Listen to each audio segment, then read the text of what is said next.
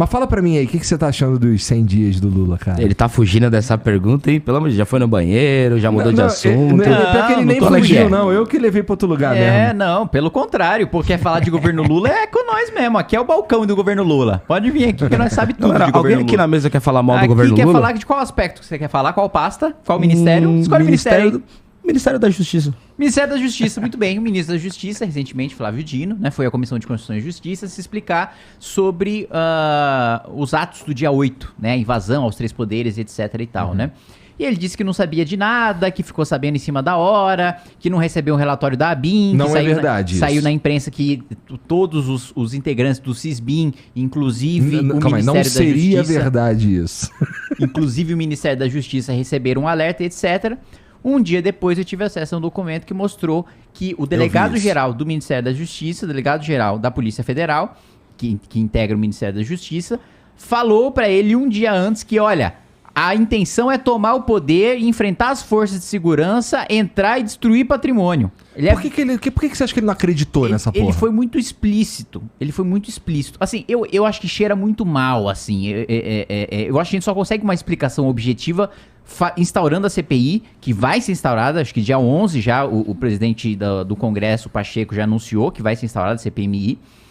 E lá a gente vai conseguir ter as informações com precisão, porque é tudo muito esquisito. Porque ele recebe esse aviso. E aí, nesse dia, ele manda um ofício pro governador do Distrito Federal. E ele fala, olha, parece que tem um pessoal aí que quer causar dano ao patrimônio público. Mas ele não usa as expressões que o delegado usou, de tomar o poder e enfrentar as forças de segurança. Ele não avisa o governador do Distrito Federal da gravidade. O delegado nesse documento aí, ele parece até expressar um pouco de urgência, né? Isso, exatamente. E aí, o que Flávio Dino faz? Governador, a minha sugestão é só impedir o acesso de ônibus à esplanada dos ministérios. Mas peraí, se o objetivo é tomar o poder, enfrentar a força de segurança e quebrar o patrimônio público, você tem que impedir a passagem de pessoas, como já foi feito em várias ocasiões, não seria novidade essa. Você tem que impedir o acesso à Praça dos Três Poderes. Por que ele não impediu o acesso à Praça dos Três Poderes? E mais do que isso, no ofício que ele faz, que ele manda ao governador, ele fala... Nós estamos monitorando a situação e nossas forças estão de prontidão. Ué, se as forças federais estavam observando e estavam de prontidão, por que só mandaram reforço depois que já tinha... 2 horas depois que já tinha acontecido a invasão? Por que, Kim? Fala pra mim. Cara, é esquisito, não é? Mas você tem uma opinião sobre isso? Eu acho esquisitíssimo. Eu acho que no mínimo é uma omissão criminosa do ministro, por isso que eu denunciei ele. Eu acho que é um... Vamos lá, eu não tenho certeza de nada aqui, mas o que parece pra mim... Parece que foi feito um cálculo político ali, e nesse cálculo político aconteceria exatamente o que aconteceu, que é o Lula sai fortalecido. É uma tese que pra mim faz muito sentido. Mas eu tirei do meu cu. Não acho que você tenha tirado do seu cu, não. Eu acho que do seu... Total tirei. Eu acho que tem mais elementos fáticos no seu cu do que você imagina. Tá bom. Eu também acho. Eu não tô... Assim, eu tirei do meu cu, mas baseado no que parece. Isso. Tá ligado? Perfeito. Por que o Gabinete de Segurança Institucional tirou o destacamento das Forças Armadas responsável por fazer a segurança do Palácio do Planalto? Tô brincando, continua. Desculpa, cara. Tipo, por que o GSI... mandou embora o destacamento de Forças Armadas que existe pra proteger o Palácio do Planalto. Por quê? Tá lá todo dia. Todo dia tá lá. No dia da invasão pediu pra tirar? Muito estranho isso aí. Tem que chamar o ministro do GSI também pra depor. Né? Aí o ministro da Defesa dá entrevista falando, a gente não desmobilizou os acampamentos porque tinha muita gente boa lá. Inclusive tem parente meu lá. Falei, você tá me tirando? Você não vai cumprir a lei? Porque tem parente teu lá. E aí o Flávio Dino, ele passa pano. Ele fala, não, a gente não cumpriu a lei porque tinha uma pequena parcela das Forças Armadas que estavam ouvindo vozes satânicas, nas palavras dele, e que não queriam cumprir a legalidade. Então, peraí, o governo se submeteu a uma minoria das Forças Armadas que não queria que a lei fosse cumprida? Isso também é ilegal. O governo não pode se submeter a uma minoria de golpista dentro das Forças Armadas que não quer que a lei seja cumprida. Né? Então, tem muita coisa aí pra ser investigada, tem muita coisa pra ser esclarecida. E na semana que vem, o ministro vai estar de novo na Câmara, porque a gente conseguiu chamar ele na Comissão de Justiça e também na Comissão de Segurança Pública. Eu sou membro das duas. E vou questionar dessa vez com um documento em mãos do porquê que ele só fez a sugestão de parar a circulação de ônibus. E gera uma curiosidade, ou seja, por exemplo, as manifestações do 8 de janeiro foram manifestações do bolsonarismo contra o PT, em resumo, contra a classe política, o judiciário, Alexandre de Moraes. Aí as pessoas criaram uma CPMI para investigar essas invasões e justamente quem está defendendo essa CPMI são os bolsonaristas, quem tá contra o PT. Gera uma coisa, tipo, como assim? Não, mas além disso, né? Quem primeiro propôs a CPI foi o PT. E os primeiros deputados a assinarem foram os deputados petistas. Falando, tentaram dar um golpe aqui contra a gente e tirar o Lula do poder. Aí o Lula vem a público e fala, não, gente, calma, tira esse pedido de CPI, tira as assinaturas da CPI, porque a gente é contra. Ué, por quê? É estranho. Tipo, gente, tentaram me dar um golpe, mas não vamos investigar esse golpe, hein? Para de falar disso. Quem tentou dar o golpe vamos tava decretar lá. sigilo nas imagens, inclusive. Não é, Por que sigilo nas imagens da invasão? Porque as pessoas vão saber saber como é que as instituições são por dentro. Meu filho, tem visita guiada em Brasília toda quinta-feira que você passa pelos prédios dos 3 poderes inteiros. Não precisa de imagem de segurança pra isso. Né? Então é uma desculpa muito esfarrapada. Isso sem falar que ele falava que sigilo era coisa de bandido. Aí já teve sigilo no dia 8. Teve sigilo, esse é o mais absurdo, na minha opinião, sobre os visitantes do Palácio da Alvorada. A população tem o direito de saber com quem o presidente da República se reúne. Em toda democracia. Tem o direito de saber com quem se reúne. Pode se reunir com o chefe do Estado-Maior para discutir a declaração de guerra contra outro país. Tem o direito de saber quem foi. O conteúdo, beleza, segurança nacional, etc e tal, tudo bem. Aí sigilo. Agora, com quem ele conversou, por quê? Tanto que tem a agenda oficial publicada todos os dias. Ou seja, às 8 horas, Por que Lula ele iniciou, sigilo? fez reunião com tal pessoa. Tem que ser público. Pô, foi maneiro quando eu vi a agenda oficial do ex-presidente dizendo lá, Flow Podcast. Se colocar na agenda oficial, caralho, que da hora, mano. Maneiro. É isso. Escolhe outro ministério aí, por favor.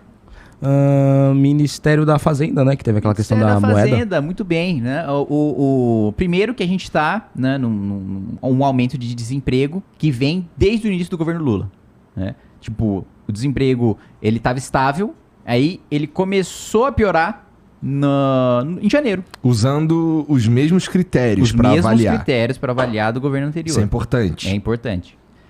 Começou a piorar. A arrecadação foi já no... Primeiro, você teve uma arrecadação recorde, né? Do início de ano, que nunca o governo tinha arrecadado tanto no início de ano.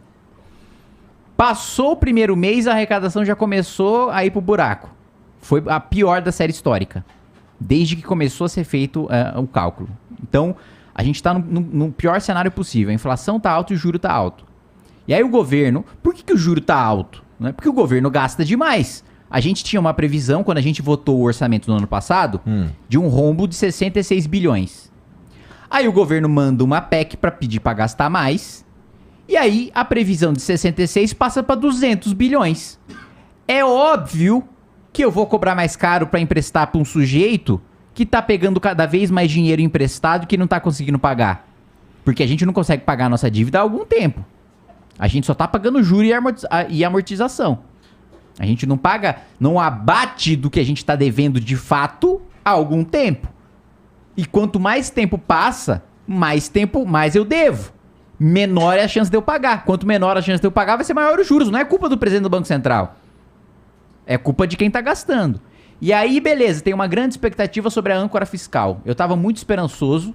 Né? O que é a âncora fiscal? Estão chamando de arcabouço fiscal. O arcabouço fiscal, né? Qual que é Todo mundo foi entender que porra que era arcabouço. O limite de quanto o governo pode gastar. Eu falei, tá aí. Uma coisa que vai substituir o teto de gastos, que vai vir do governo Lula, que eu vou votar a favor. Porque, vai vir uma coisa que vai limitar gasto. Pode até limitar menos gasto do que o teto, mas vai limitar gasto. Né? Eu acho que, independentemente de ser oposição, é uma coisa que precisa ter. Uma âncora fiscal. Né? Beleza. Aí o que ele manda? Ele manda um negócio que tem um piso de gasto. Então, no mínimo, você precisa ter crescimento de gasto de 0,6% real acima da inflação. Quando antes você tinha o teto, que você não podia gastar até a inflação. Agora você precisa gastar no mínimo a inflação mais 0,6%. E para além disso, ele faz uma projeção completamente falsa da economia. Porque ele parte da premissa de que a arrecadação vai subir quando ela tá caindo, de que a economia vai crescer e de que ele vai conseguir criar novos impostos que vão arrecadar 150 bilhões de reais para os cofres públicos. Só que aí tem um detalhe. A maior parte dos tributos, dos impostos, a União, o governo federal, precisa dividir meio a meio com os estados e municípios. Ou seja, para conseguir 150 bi a mais de arrecadação de imposto, ele precisa criar 300 bi de imposto. E o cenário que o Haddad está projetando é o seguinte: olha, a gente vai ter aumento de arrecadação porque a gente vai aumentar o imposto e a economia vai crescer. Só na cabeça dele. Aí ele ainda apresenta, e pior, ele não apresentou texto. Ele só apresentou um PowerPoint. Não tem o texto ainda, não tem a lei. A gente está discutindo em cima de um PowerPoint do Haddad que colocou 2.3 acima de 2.5 na proporção ali. Mas o mercado recebeu até que bem essa porra, não foi? Recebeu porque o mercado esperava nada. É isso que eu escutei, né, do pessoal que trabalha com o mercado. Tipo, a gente não esperava nada. Veio alguma coisa, a gente já se animou. Tem uma coisa que não só o mercado tá assim, mas a imprensa, né? Tipo, tudo que o Lula faz pode ser a coisa mais simples possível. A galera, uau! Porque como a galera não esperava nada do governo PT, principalmente pelo que foi o governo Dilma II, tudo que o Lula faz, ou que ele projeta fazer, não tem nada, né? Então, é bizarro. Né? E tem outro ponto, né? Quando começar de fato, quando vier a lei pra aumentar imposto e a gente souber onde é que ele vai aumentar esse... Porque assim, é um grande aumento de imposto, 300 bi. 300 bi, você vai ter que... Você não vai afetar um setor só, você vai afetar a população inteira. Você não consegue arrecadar 300 bi taxando só um setor. Tem que ser o povo inteiro pagando 300 bi.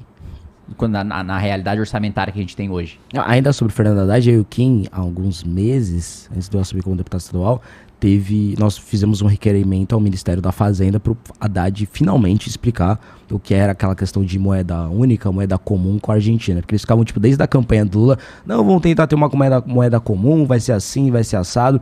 Aí o Lula falava uma coisa, o Haddad falava outra coisa, a Gleice tuitava de outra coisa. Nós fizemos um requerimento para Haddad, explica essa história. Tipo, não é nem que nós somos contra ou a favor, eu sou contra, particularmente. Agora, explica essa história. E eles já responderam? Acho ainda que não. Porque, tipo, é uma coisa que o Lula tem feito. Ele dá declarações, depois o Haddad dá outra declaração. Aí, como tem muito ministérios, os ministérios ficam batendo cabeça.